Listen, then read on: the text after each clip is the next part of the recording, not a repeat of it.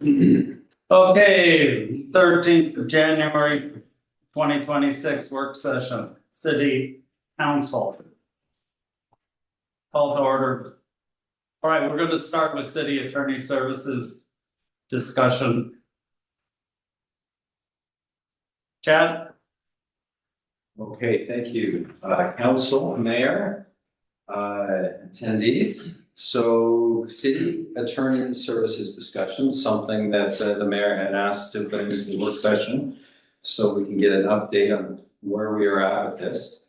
So the purpose today is to discuss whether the city should initiate formal recruitment process again with the RFP for city attorney services now, or continue with the current interim arrangement while awaiting confirmation of long-term capacity from council. And then also clarify what the city values most. And the city attorney, so future recruitment is better defined and aligned with your hearts and needs.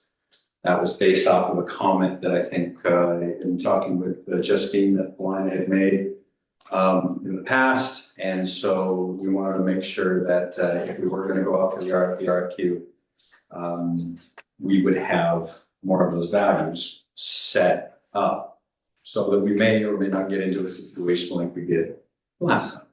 People can better consider what it is that your heart is all about, how we operate, and what our needs are. So it's discussion only, no action is required tonight. Of course, I can take a consensus from the council on direction that you'd like me to head, us to head as a team. So the current situation, of course, is the city is currently working under a temporary interim legal services arrangement. The current council has provided high quality service. We're pretty happy with the way that they've been handling this on an interim basis. They have expressed interest in continuing long term, but they have also indicated that the staffing capacity is still being evaluated. I haven't received any new information about that, other than they have hired a couple of new attorneys, and they're hoping that once the time for them to get spun up into the work will indicate whether or not their capacity grows or not. So timing and certainty around long-term availability are not yet known. In other words, it hinges on them getting their two new people up to speed. Yeah, if it was in fact two, I'm not sure exactly, but I knew that they said, they told me that. Two. Yeah, they did. So do we wait for clarity or do we move forward with the formal process in parallel? It was the issue, and I wanted to get some discussion notes from you folks on how you felt about that. I'd like to go ahead with the RFP for the simple fact that even though they're performing well, I would rather not be caught short and then come to us and say, well, we just don't have capacity to continue being your legal counsel, and that leaves us nowhere.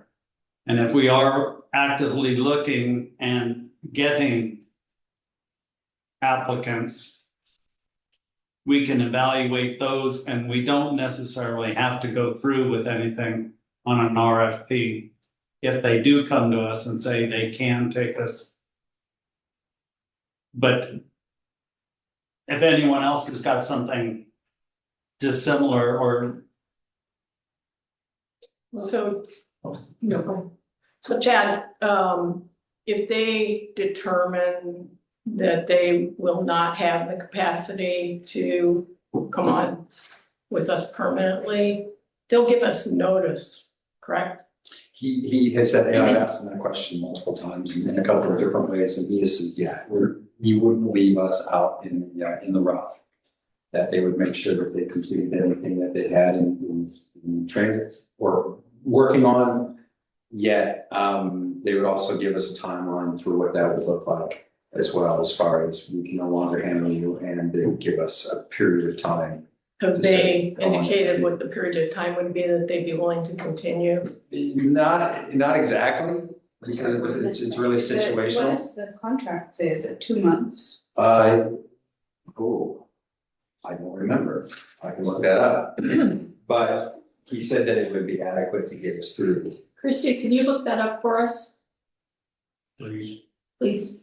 But, yeah, he just essentially said in a conversation that he would not leave us hanging. He would make sure to get us through everything that we were currently working on and help us transition to the new folks. And then he said, if it came down to it and you chose another organization, they would also work in concert with that person to help get them up to speed as well, from our perspective. Okay, so my inclination, I'm been pretty happy with them, and I'd like to hear from you, Chad, also as to how things worked out for you with them, because I know you wanted a single person ideally, as opposed to, you know, a few people covering different aspects of things. So I want to hear from you as to how, because they have several people that have been covering our stuff, right? Mhm. Yeah, so I'd like to know from you how that's been working out for you. My inclination is to say, you know, I like them, I would rather not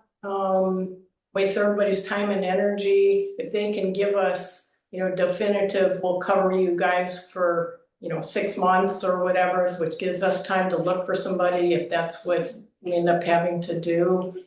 That's kind of the way I would lean, but I would like to hear from you, but your thoughts too. I've been evolving on that.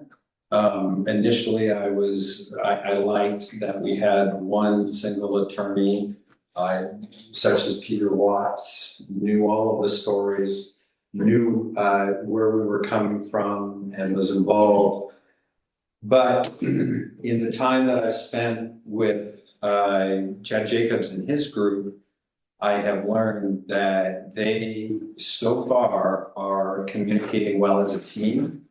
They must converse and spend time on our situations because multiple people that I speak to understand the situation now. We've been working closely with 2 attorneys, Chad Jacobs and Billy, are the 2 that we primarily been spending time with. There was a gentleman that was working with us and helping us through a situation, very short period of time. And then he transitioned out. And that's when I started watching, okay, how is this going to affect us? But for the right attorneys group, they seem to be handling it very well. And then they're pulling off of each other a lot of information and education. I kind of liking the way it's going. And then sometimes, you know, Chad will be like, hold on, let me go back to my team. And he'll come back and he says, well, we came up with this as well. Yeah. And that's been working really well too. So I wouldn't put a lot of onus on, you know, I really want one attorney. I liked the benefit of that, but I'm evolving into, okay, now I understand better how they can work together and I'm pretty happy with it. Okay. Yeah. Yeah, I see that as an advantage to having multiple minds. You know, when one person isn't exactly sure, they can consult with, you know, other people and practice. So that to me is an advantage, but I don't want to put you at a disadvantage. Yeah, I don't think either way would be, I think each one of them has their pros and cons. But if we find the right people, then I think we're going to be well cared for. And this has been a good test to work with an attorney for this period of time to get to know them. And I've been pretty happy with. What we have now is what I am most familiar with. In my experience, attorneys are like doctors. You know, you have the ones that specialize in this and the ones that specialize in that. You know, HR, land, whatever. When you have a group like this, to me, if they're at our disposal and they are not, you know, it's not cost prohibitive, to me, that is the way to go. I like the idea of a group. I really, really liked Peter. But you know, for example, when it came time to do the homeless ordinance, Peter and I had we butted heads quite a bit, and that's how we came across Chad, and I was very happy with the direction that he sent us, and clearly it's worked out well for us. But then Peter, I think, knew what he needed to know about a lot of other things. So I like having a group of attorneys that specialize, that all pool the resources, and we can utilize that. I'm also very happy with what they have done for us so far. And I do believe that our agreement says that they give us at least probably 30 days, if not 2 months. I think 2 months might be too much, but I think it's at least 30 days. But 30 days wouldn't be enough for us to get a new RFP through and get that. So I get the mayor's point to that. But to me, I would really I don't see them just suddenly saying, I think they're going in the direction they told us they were going, that they're going to improve, get more people that could help us more, and that they could be an option for us in the future. And I like that personally. Now, I would like to say, I'm not dissatisfied with this arrangement. I just do not want to be reactive. Right, I understand. Okay, Yeah. if we have got an RFP and we're actively looking, it may turn out that we don't need it, but it may turn out that we do. And it may be that we find someone that would be a really good fit for Deer Park.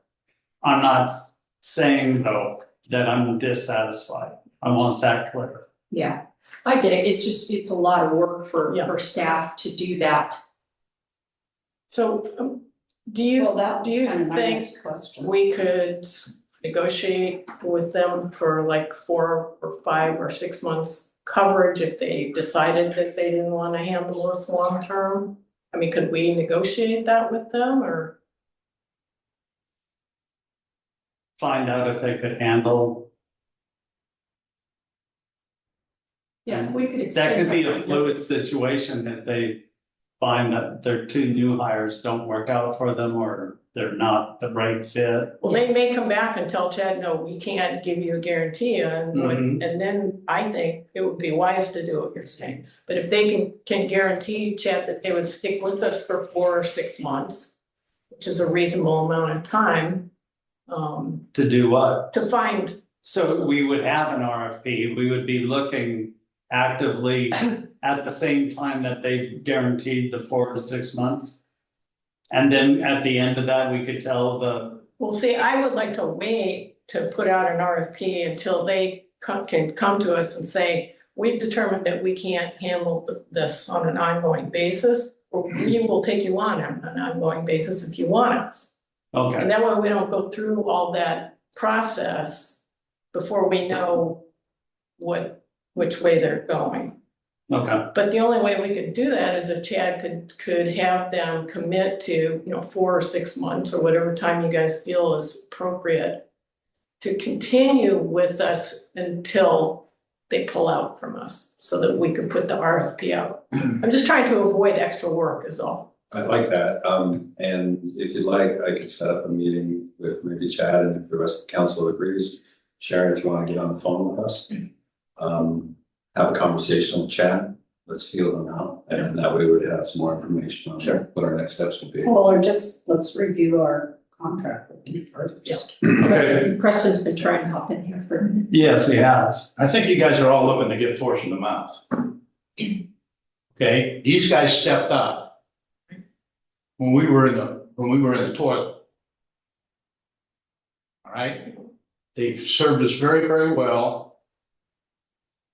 When we started talking about, we'll just use you guys interim or whatever it is, I think that was an insult.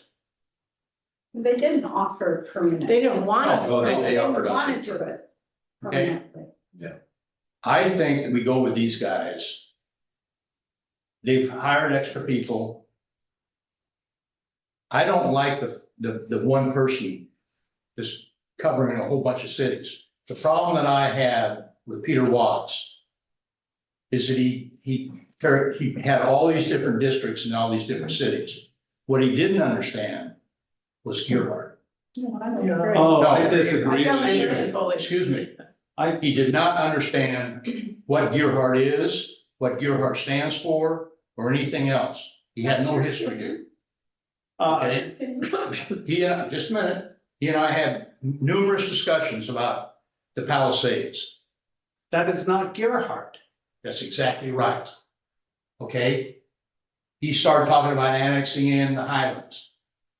Yeah, but we can't annex them in, they've got a gate. That's exactly right. That's what I had to explain to him.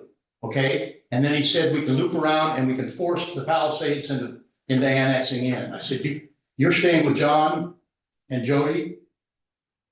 You bring this up to them.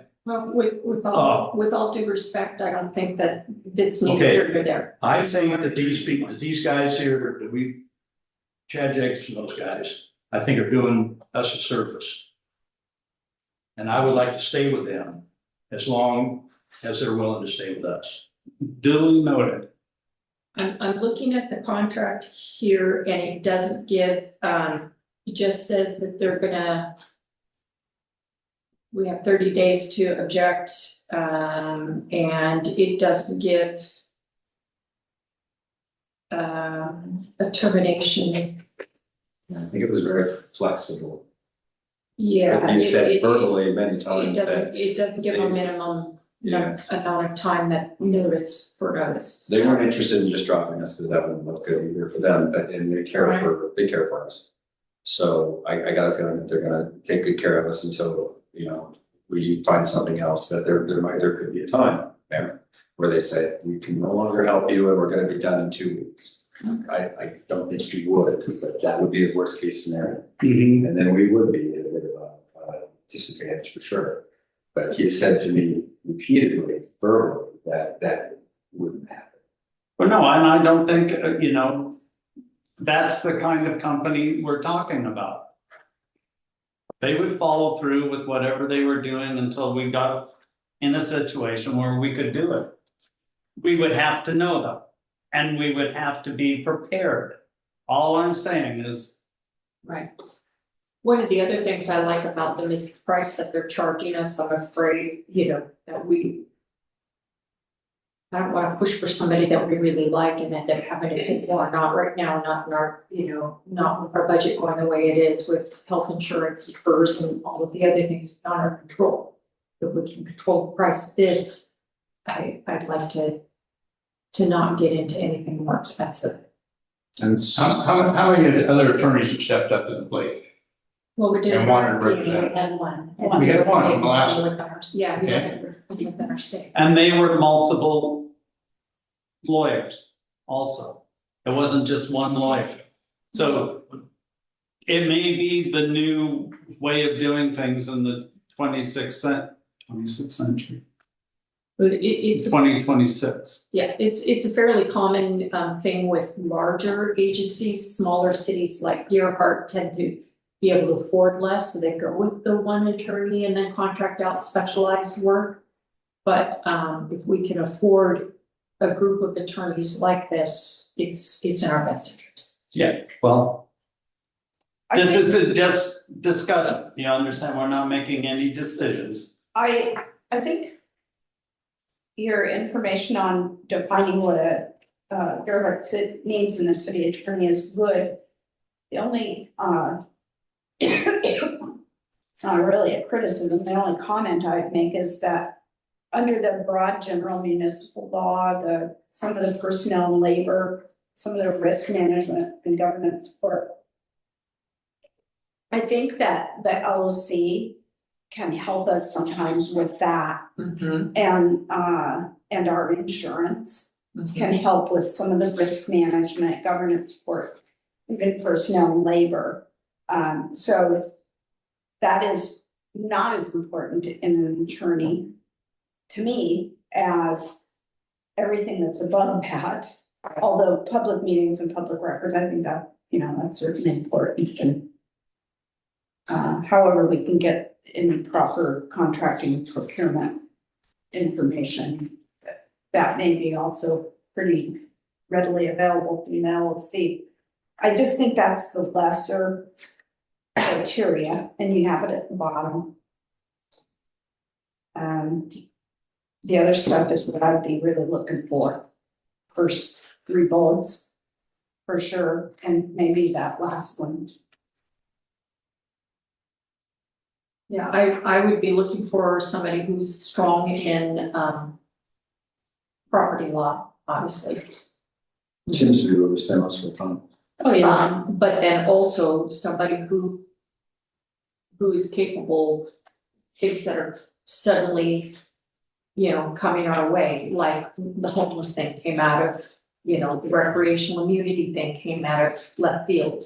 Occasionally there are things that come out of left field, and that is where you need somebody that has a connection and has their ear to the ground and is listening and aware of what's going on, not only within our state, but within, our surrounding areas. To me, that's something that we should expect from whoever we hire. What is the cost and energy required by staff to put out another RFP? To edit the RFP that we have with some of these ideas and comments and, kind of make sure that we are a little bit more clear on what we're looking for to avoid, spending time with somebody who may not be as prepared. That wouldn't take but a couple of hours to rehash the RFP and then to have our attorney take a look at it to make sure that we're doing everything correctly. So that wouldn't take much time. Christy would then go out and advertise, get it on the computer and advertise. And I think that we're gonna have to do redouble our efforts on going out and trying to find attorney offices, send them this almost blindly, or give them a call and ask them if they would be interested in applying and spending some more time. So I think that would take about 4 or 5 hours of her time to do that. And then it would be just down to preparing for a city council meeting, and getting the interview process and done in a few hours there, so. There's also the public notices, so we have to do public notices, which can run, as line at $200 to $300. And a lot of the organizations that we used before, I don't think LOC, but they charge a fee, so like an Oregon attorneys or something like that might charge you $100 in order to post it on their website. So we would have some advertising expenses just to meet the legal requirements of getting it posted. We just have to legally post it one place that's accessible to everyone, but we chose several right organizations. So we would have to put a little bit more energy and effort into it because we've gotten 2 hits on our pitching line. One that was pretty serious, and that's where we interviewed, and that was it. So whatever we've been doing has not been great in regards to bringing in people. But again, remember what Chad Jacobs had said, and Peter before that, is that there's not a lot of attorneys that do this anymore. For some reason, they don't enjoy working with cities as much as they used to, apparently. There's a little more money. There might be, so yeah, and so they see a lot of the new attorneys that are coming through, just it's not on their radar to be involved almost exclusively with municipalities. And he wishes that schools and organizations would maybe promote it a little bit more. So there's some challenges out there. Is there any more discussion? I would just say that I think for 2 to 3 hours to review and update an RFP based on what you're hearing and what you've got here in terms of the attributes is worth doing, because we're spending the time now to talk about this and to understand what our priorities are. Even if at some point you give it to the attorney to say, hey, is this kosher? We decided we gotta, maybe they say we can't do it. Then at least you've got a work product to give him so he can review it and we can be ready to go with the RFP if we have to. But I'm happy with the service that they're providing at this point in time, and I just think we need to be able to be nimble. And I agree with most of what you have here in terms of the attributes. The only other thing I would add in an RFP is we would need to know if there are going to be multiple lawyers and not just. We did have a lawyer apply as a single, right? And turned out that he was going to use a sidekick on. Yeah, I think his opinion on how to handle Gerhard and what we were looking for evolved over time. To where he may have been a little bit more open, but he did say that he had somebody that he's been closely working with for years and that he would engage that person as well. Right. But I think that evolved. Anyway. So we'll come back and have a council meeting that this is on the agenda so we can give a final decision, or do you guys, you members of the council, it's not guys, want to go over the RFP, clean it up, change it, and have it on hand, and maybe when Chad and I talk, we can just mention this and get his feed on That'd it. be a good idea. We can probably get you a draft of the RFP for the next meeting, so that you can look at it. I don't think that would take too much time. And then you've got it. And if we've had a look at it, then we don't have to redo that. Other than to see if anything's changed. Great. All right, let's move on. We're going to go to the fire station. And this is a fire station remodel. It's not a public safety building because the police are going to stay here. And if the bond passes, we're going to remodel because the offices will be available to them, and we can expand their footprint on this building on the backside. So they have more room for their officers, is my feeling. But let's go on to talking about that, Chad. So the purpose of tonight's discussion is listed here is to provide a status update on evaluation of remodel of existing downtown public safety facilities. Confirm the timeline and decision points required for a potential May 19th, 26th election. And ensure council alignment on the next steps. So again, no final approval requested for tonight. There's still more information that needs to come to the council to make any big decisions. But I think that this was good to put together and to get so that you would have a clear heading of what we're working on. Quite a lot. We're in the middle of this now. And there was a delay with my health situation, for a couple of weeks that kind of put us a little bit back, but I think we're getting caught up. And after a good conversation with our architecture firm, they believe that they can make all the timeline dates that we have. So currently, staff, we are actively evaluating a remodel of existing downtown facilities, including the fire stations, the city hall and police department, and a new public works facility. We will be meeting with the architects and engineers probably next week with that group there and Mark McFadden. So we'll have our police chief, fire chief, and Mark McFadden there. The architects are working on the preliminary planning cost. We've got some basic numbers, but they would like to do some additional walkthroughs and have some conversations with the people that are using the facilities on a day in, day out basis to make sure that they are clear on what the expectations are.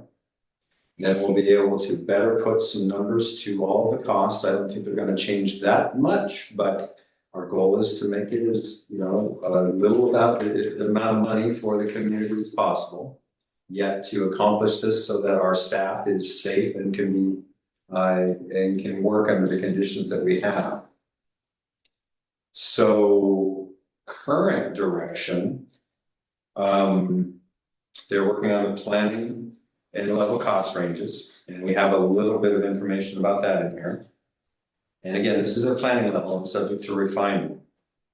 So for preliminary planning costs, this is based on the conversations we had prior to the survey with them. And since they have been working on this, but it's still pretty true, that we gave they gave an approximate total project cost of $10 million, which includes elements, again, this is at a high level, a new public works facility.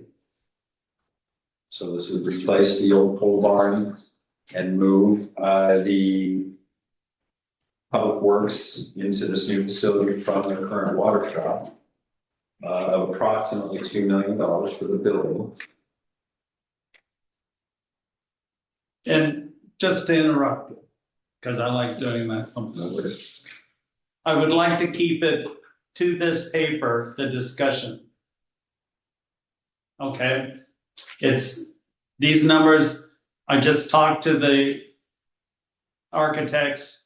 I'd like to discuss these numbers, and if you see something that you think we might be able to adjust on this, I want to be able to write it down because I'm gonna contact them again after this meeting.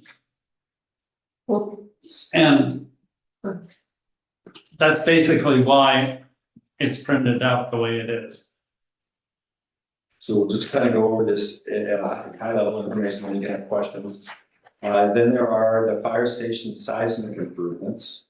For the structural company and the estimation companies that they use to get this.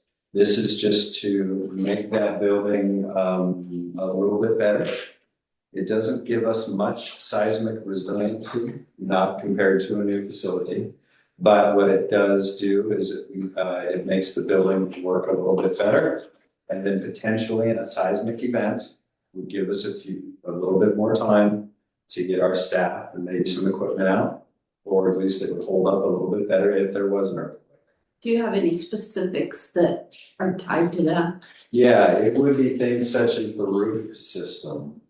Replacing that almost entirely, keeping the major parts to it, but replacing the roofing, tying the roof system into the walls, blocking tie-ins, grout, so that the connection for the roof and the walls were a little bit better, so that when and if there is a seismic event, that would hold together better.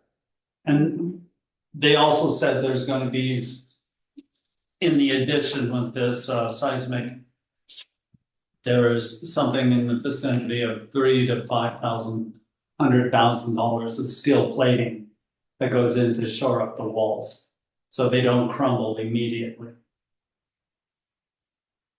And What that's, about new doors? oh, that's included in this, but that would be under the hard costs on this back side of the first page. Cause that comes in This at, net hard cost? right, Yeah, so it would actually, so under fire station seismic improvements, that would be the seismic and the roofing system and, getting into the walls.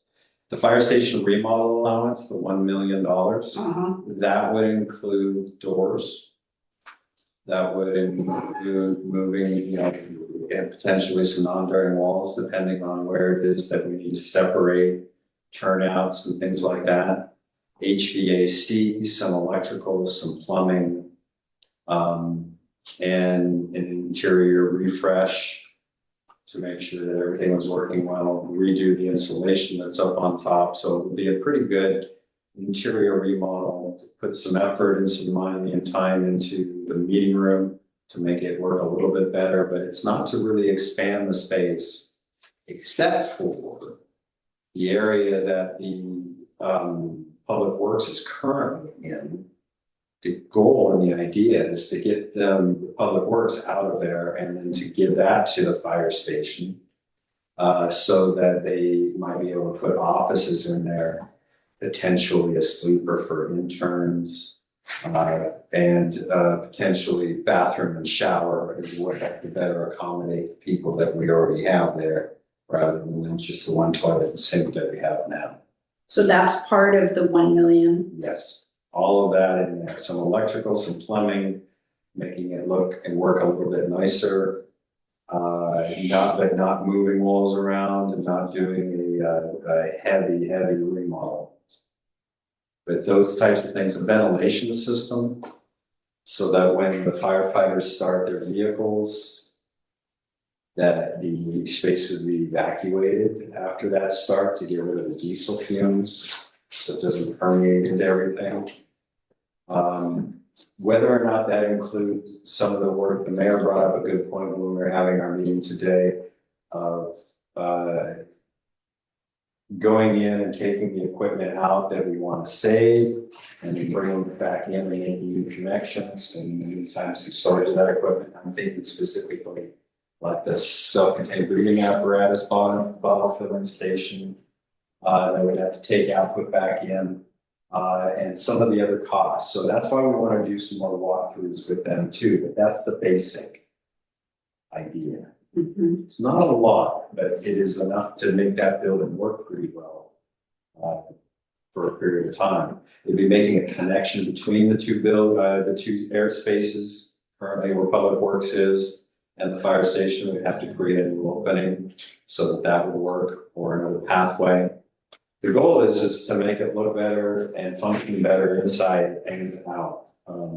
If we can do a little bit mostly for those firefighters.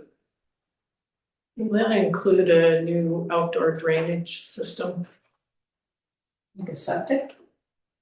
No, well, potentially, yes, there are monies in here, which is under site work. That's the last one here of 8.8 million to potentially move the septic system, depending on how the idea goes. No, I'm talking about the outdoor apron area draining directly into the neocoxy. If we were to replace that, yes, if we were able to keep it the way that it is, I'm not so sure, but it's not something that we discussed in full. I'll put that on the list to hear from them, but it would be, that would be a little bit of an expense. And then, so built into here, there's no additional money to house or operate the fire station while their fire station is unusable. So am I correct in thinking that that is going to be worked into the new public works facility? If we were to build a new public works facility, then the idea would be to build that first. And then use that for the fire station temporarily, while we put the public works group into some other temporary housing, temporary office space and connexes that they can work out. Now, when you're talking with, about the remodel, is that including creating showers and a separate area for them to wash clothes and keep them from being contaminated again? That would be a big part of what they would do with the rear turnout area, whether or not it would be a wall to separate that area and then accomplish that, or to put that into the old public works water shop situation. It can go either way. They're drawing up a more serious set of plans, but they're waiting for this meeting that I can have that group there. But they're gearing up for it. That, back to the first page, the new public works facility, the 2 million, does that include the cost of the land or not? That would be putting the public works facility back in the space that it's in. Oh, back in. Yeah, that's what we're talking about, is building it right back here at $2 million. Yeah, for the size of the building and what have you, that's the direction that we're looking at right now, but we still have some options with potentially going up over there. But that will probably work best for us. Since nothing else is written out or done. Well, it's not only that, but it's public works being in the front of your, city and being fronted and where work they need to do. They're kind of a non-messy group, but they, Just plant a hedge, yeah. it's no biggie. Yeah, I was gonna say, a nice fencing could improve some areas as you come into your. Yeah, right now we're looking at it going back into that location. If we were gonna go over there to that location, that would add quite a bit of an expense. It would be the cost of the property, septic, and some other things. So right now, that's what we're looking at as far as pricing is. To keep this at the lowest level cost.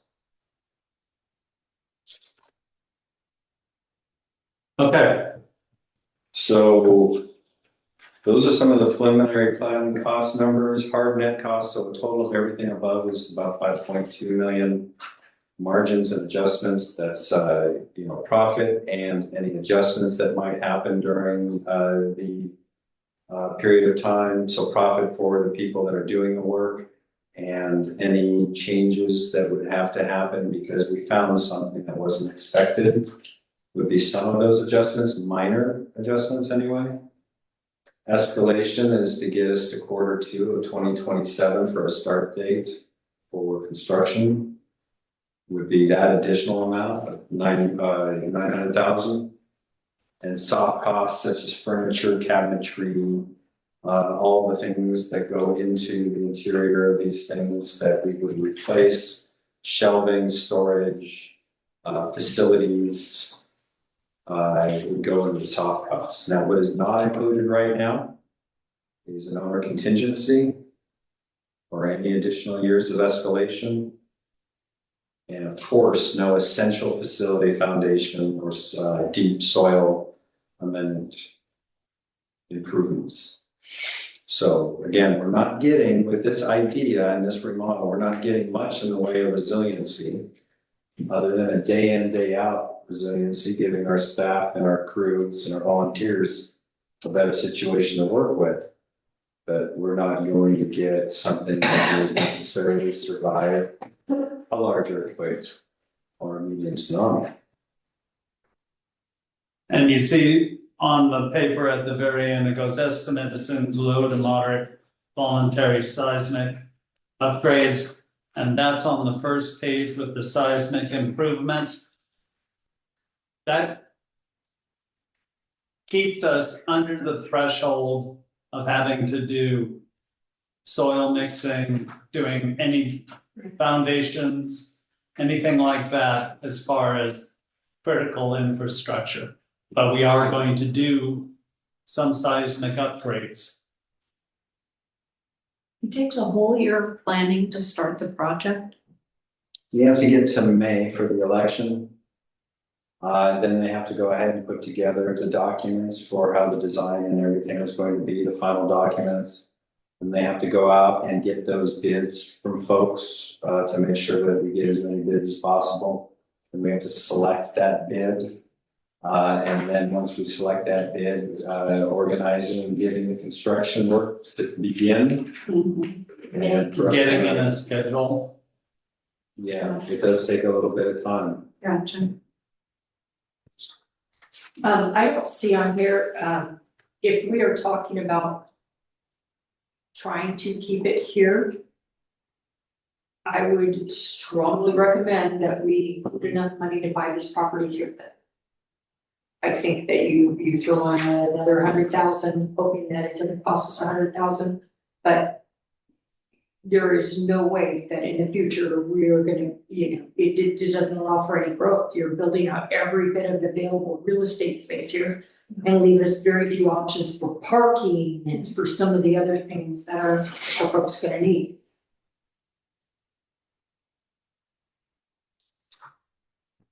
Well, we might be able to shave something off of one thing. I think that if And you're gonna include put it that. here, it's gotta include this property. Oh, we're done. I'm just a little confused. Maybe I'm the last one to know. What, we didn't, at the city council meeting, didn't we talk about possibility? No, we didn't talk about it at a city council meeting. Okay. Right, And Okay, so we are bound by, gotcha. okay. At this point, we're trying to be as economical as we can. Knowing how people felt about the large amounts that were for a new building or some of the other ideas that we had in different locations. But I'm pretty sure I can get to a price for that side process or that side piece of property now. And then we'll make that available for the city council to decide whether or not that's something that they want to add onto this project, depending on how the numbers come out. But right now, we're just trying to do this as efficiently and economically as we can. Right, but that really, I agree with Dana, that really boxes us in for the future. Which is one of the strongest objections to trying to. Yeah. well, I don't have anything that stands out as this is absolutely unworkable. It's not my first choice in long-term planning. This again still feels like we're playing checkers rather than chess. And we're just thinking next moves rather than doing 20-year planning by doing this. But we've got to do something, so You do what you I'm can, if along you for can the do it. ride, whatever the Yeah. hell is gonna let us do. I mean, we tried other stuff. Yeah, no, I know, I get it, it's just very unfortunate. Yes, it is. So, we've gone over the money situation, let's go over the timing, so everyone's clear that we may probably have to have another work session and possibly a special council meeting, depending on what happens as far as the architects deciding on, this is what we want, this isn't what we want. So I need that to be in your mind, so. So do we have to back up the ballot title date in case the ballot title is challenged? February 27th is the date for the city to give the elected official for the city of Gerhart the information. And then as soon as we get that on that date, we would then forward it to the county. And that would give us enough time for the appeals challenges prior to it. But it would have to be one right after another. So in order for us to get there, we need to come with some pretty serious pricing for you and some basic design. At a meeting with the architects and the engineers and the staff. Once we're all in that direction, we have the cost. As long as we get to the February 27th date, which would take us about a week in advance to take all the information that we had learned, put it into the ballot title and the paperwork that we need for the elections official. Then that would start the process and we would make the rest of the items that would need to be taken care of, including the appeals process. We would make that. Last time we got into a situation because we were delayed a period of time after filing and then getting it to the county, there was a delay and I don't anticipate that we would get ourselves into that position again because we'd be ready to go. Yeah, and Peter did say that It the was because- circuit court judge understood after we got postponed that he needs to look at something and rule on it in a quicker fashion. More speedily fashion. It would behoove us to probably have our attorneys cover that with the county prior to make sure that we're on this right page and we all have an understanding of where we're at and what this would take, but the system is designed to work. So if we make that February 27th date, then from then on, we are able to move quickly and get the rest of the items taken care of on the to-do list for the tasks. I believe there's a 10-day filing period where they can challenge the title. The deadline for the county elections filing deadline was March 19th, and we barely made that during the last time because of some issues that we had. We would prefer to be much ahead of that to give that period of time. So it would be very soon after the February 27th date, that the first date, that we would actually submit probably that week if we had everything set up just right, be able to submit to the county. And that would give them an additional 3 or 4 weeks to, about 3 weeks to take care of the things that they need to take care of in case there's any appeal or anything. So we may want to be like February 20th, we may want to have that ballot title Ready. ready to go. Yep. Not 27th, That's just the filing date for when we have to, but yeah. Yeah, but a you'll week file it before. before. Yeah, It says Yeah, last yeah. day. and if that was the case, if we were doing that even a week early, what the mayor was saying is that we would probably need a work session and then maybe a special session. I'd like to contain this. We're not going to be able to get everything that we need to by the February city council meeting. It'll probably be the week after. So that period of time, we're going to need to look at an addition and keep it focused on it. Okay, so Chad, this is doable? In that short time frame? Our architects seem to think so. What do you think? If they're in, I'm in. I think it's possible. I don't I think wanna, it's probable. Rain? I don't wanna make today's meeting any longer, but, at our next meeting, in every meeting here on out, I would like us to vote just a couple of minutes, about 5 minutes, to reiterate over and over and over the messages that we're going to have to, spread far and wide against the usual, negative comments that will come up, the ongoing, message that we could be combining with Seaside, and yet we're just choosing not to. That we aren't looking for money, or that there is some secretive money out there that we just refuse to utilize or look for. So we're gonna have to help everybody understand that in order to get grants or to find those monies within the state, number one, the state budget is in dire straits, and so there may not be money available, but if there is, you go for that money after the public has shown support for this project, because the state's not gonna give us money for a project that does not have public support. So the vote comes first, then those monies are pursued.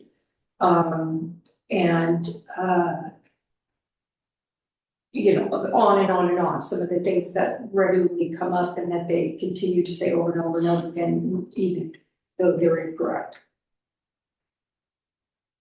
So to devote a little bit of time to communication at each meeting going here from here on out. Well, thank you for doing that communication. I think that a lot of people, and I mean, Facebook is full of this. Why don't we just merge CC? I've said this before. Joey Daniels works on a 5-year bond levy.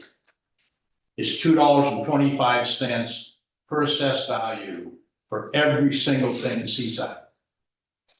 Your heart for the whole city works on $1.50, 18 cents of which goes to these guys over here.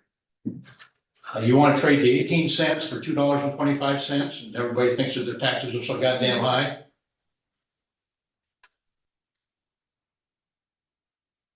They need a dose of reality.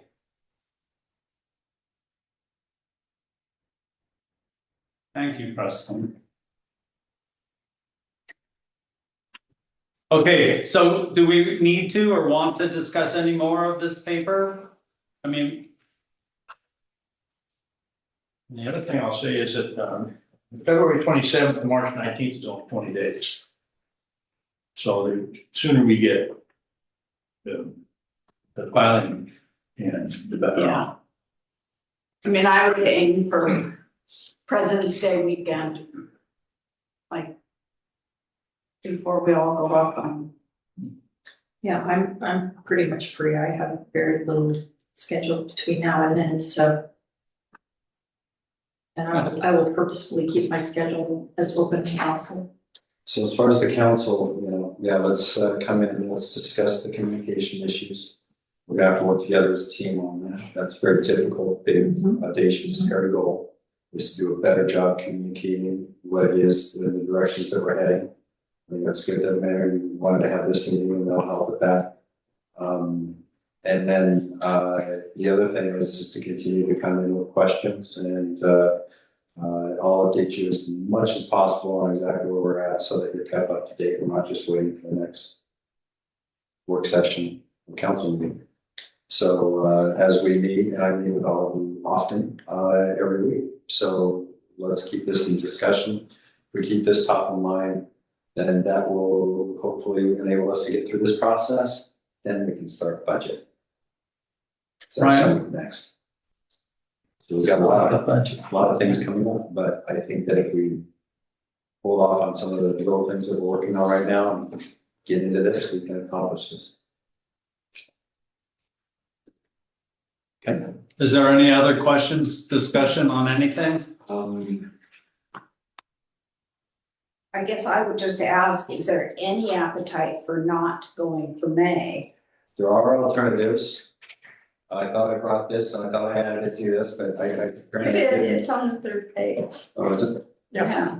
Alternative. Okay. Oh, the cost. Oh, thank you, the bottom. Yeah, so if May 19th is not used, we have the August 2026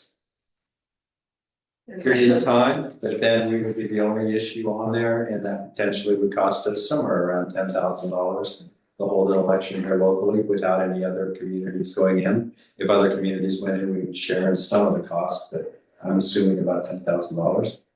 Or then there is the November general election. If we had to push it out towards that, there wouldn't necessarily be a cost. Then we just have to talk about, the voter turnout situation. In August elections, voter turnout's not great. November and May definitely has a better voter turnout. And I think we would benefit from the best turnout we could possibly get within our community. What's our cost for the mailer, For the mailer, May election? Depends on how many. It's a ballots. primary, so I doubt. I don't think it would cost us anything. They have to have, So we're just adding in. The big costs come when you ask to do a special. Which, yeah, August is kind of a placeholder if, and most communities don't, some do. Although depending on what's happening on some of those other, election dates, maybe a separate election would be beneficial depending on if there was other tax measures going on for the county, but I haven't heard of anything coming up as far as larger tax measures within any of the communities around us, including the county. Not which is positive. a good thing. Being the only ask. We were up against at one point, we were up against the jail, The jail, the school. school. So I think we're hitting this in a good period of time, although there can always be surprises, who knows what some of the cities will. I'm just gonna throw this out here, I would be an absolutely no vote for August, I would rather put $10,000 into equipment that we need than a vote in the middle of August. Totally agree. Okay. Any other suggestions, comments from me? If not, adjourn. Thank you. Thank you, everyone, for coming out.